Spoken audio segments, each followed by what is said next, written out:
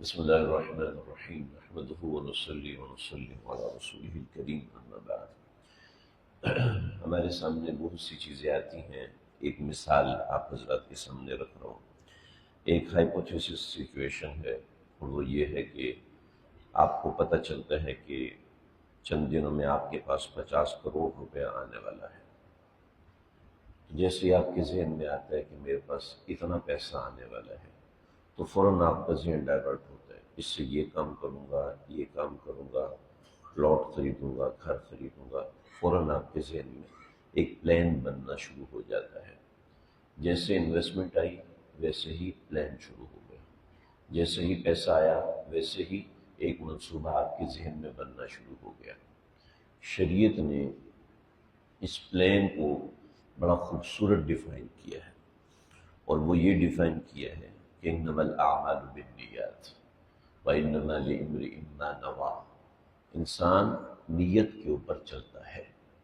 دیکھیے، اتنا پیسہ آتا ہے تو ایک حصہ بندہ کہتا ہے میں اس کو انویسٹ کروں گا۔ کہاں کروں گا؟ جو اس کی سب سے بہترین یوٹیلائزیشن کرے گا اس کے پاس کروں گا۔ اس کے لیے اسٹاک مارکیٹ دیکھے گا، وہ اسٹاک مارکیٹ میں ٹاپ کے شیئرز دیکھے گا۔ ان کے پاس کیوں دیکھے گا؟ کیونکہ ان کے پاس بہترین پلان ہوتا ہے، مجھ سے زیادہ اچھا منصوبہ ان کے پاس ہوتا ہے۔ چنانچہ جب ہمارے پاس رمضان کی انویسٹمنٹ آ رہی ہے، رمضان کا مبارک مہینہ آیا ہے، تو اس کے حساب سے نیت بھی کرنی ہے۔ اس کے حساب سے نیت ہوگی تو انسان اس کے مطابق عمل بھی کرے گا۔ چنانچہ نیت المؤمن خیر من عملہ، حدیث میں آتا ہے مومن کی نیت اس کے عمل سے کہیں بہتر ہے، عمل سے بہتر ہے اس کی نیت۔ ہم لوگ رمضان کے مہینے میں ایک کوتاہی جو کرتے ہیں وہ یہ کرتے ہیں کہ ہم روزانہ اپنی نیت کو سیٹ نہیں کرتے۔ چنانچہ 10-15 رمضان کو بھول ہی جاتا ہے کہ رمضان ہے، اور رمضان کے آخری ایام میں یاد ہی نہیں رہتا کہ بھی یہ عمل بھی کرنا تھا، وہ عمل بھی کرنا تھا۔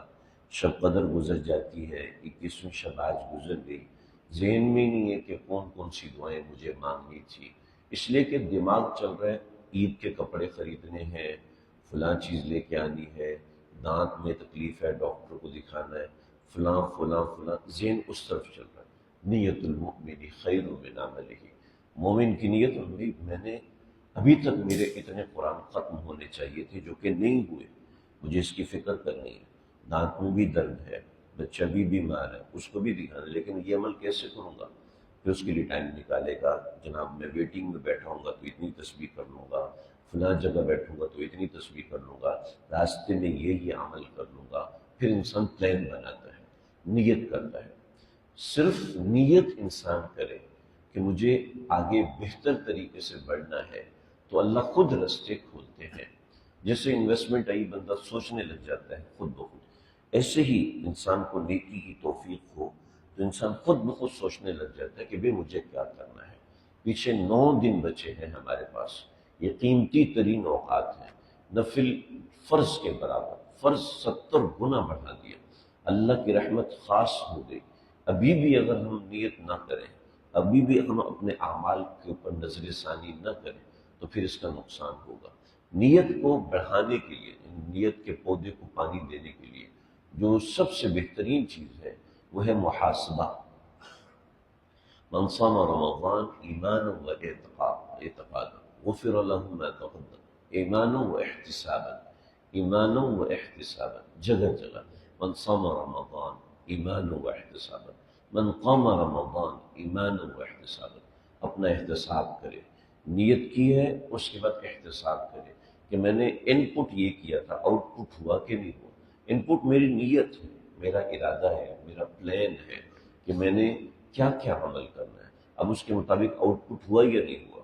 جو آؤٹ پٹ ہوتا ہے نا بندے کو سفوکیشن ہونا شروع ہو جاتا ہے، پریشانی ہونے لگتی ہے، ندامت ہونے لگتی ہے، یہ نہیں ہونی چاہیے۔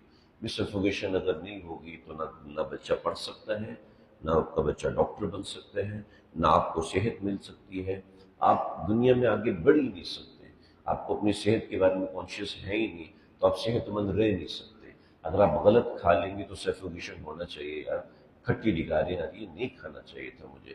تو یہ اس میں کیا ہے، اس میں انسان کی بہتری کا سامان ہوتا ہے.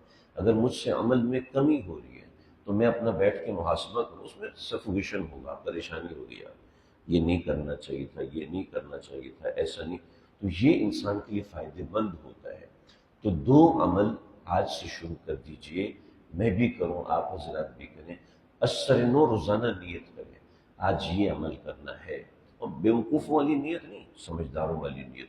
آج میں نے 8 پارے پڑھنے ہیں، نہیں آج میں نے پورا قرآن ختم کرنا ہے، یہ نہیں ہے. جب مجھے پتہ ہے، مجھے اپنی اوقات پتہ ہے کہ میں کتنا پڑھتا ہوں، مجھے اپنی اوقات پتہ ہے کہ میں کتنا مصروف ہوتا ہوں، مجھے اپنی اوقات پتہ ہے کہ اس وقت میں میرے پاس ٹائم ہے، مجھے پتہ ہے کہ مجھے نیند کتنی آتی ہے. اس حساب سے پلان کرے کہ بھی کتنا کر سکتا ہوں. اس حساب سے یہ نہیں کہ آیا 50 کروڑ اور پلاننگ جو 2 ارب کی کر رہا ہے تو پھر یہ کوئی سمجھداری کی بات نہیں ہوتی. تو نیت کرے روزانہ. اور رات سونے سے پہلے جب بستر پہ لیٹیں یا عصر کے بعد، یعنی جب دن مکمل ہوتا ہے تو ایک مرتبہ اپنا احتساب کرے کہ میری پلاننگ کے مطابق میں 100% ہوں. 100% کوئی بھی نہیں ہوتا، ایک واضح بات ہے، کوئی 100% نہیں ہوتا. 70%، 80% بہت اچھا، بہترین ہے. اگر 70%، 80% نہیں ہے تو گڑبڑ ہے. اگر بالکل بھی نہیں ہے تو پھر بہت زیادہ گڑبڑ ہے، توجہ کی ضرورت ہے. تو آخری ایام ہے، پھر انسان تلاش کرتے ہیں، بور ہو رہا ہوں کیا کروں. مارکیٹ گھسنے کی کوشش کرے گا، ادھر جانے کی کوشش کرے گا، اور پھر آخر میں کیا ہوتا ہے، پریشان ہوتا ہے. رمضان کا مہینہ گزر گیا اور وہ پریشانی یقینی ہو جائے گی کہ جب دوبارہ رمضان کا مہینہ ملے ہی نہیں تو پھر کیا ہوگا. سامنے ہمارے لوگ گر جاتے ہیں، اٹھتے نہیں ہیں دوبارہ. برتن دھوتے ہوئے گر گئی عورت، اور اس کے بعد آج سے 4-5 سال پہلے کی بات ہے، برتن دھو رہی ہے، رمضان ایسا گزاروں گی ویسا گزاروں گی. نئی نویلی دلہن ہے، برین ہیمریج ہوا، 3 دن بستر پہ رہی اور ڈیتھ ہو گئی. کہ کوئی پتہ نہیں چلتا. یہاں پر ہمارے سامنے ہماری عمر کے لوگ دنیا سے جا رہے ہیں، ہمارے محلے میں ہماری عمر کے لوگ دنیا سے جا رہے ہیں.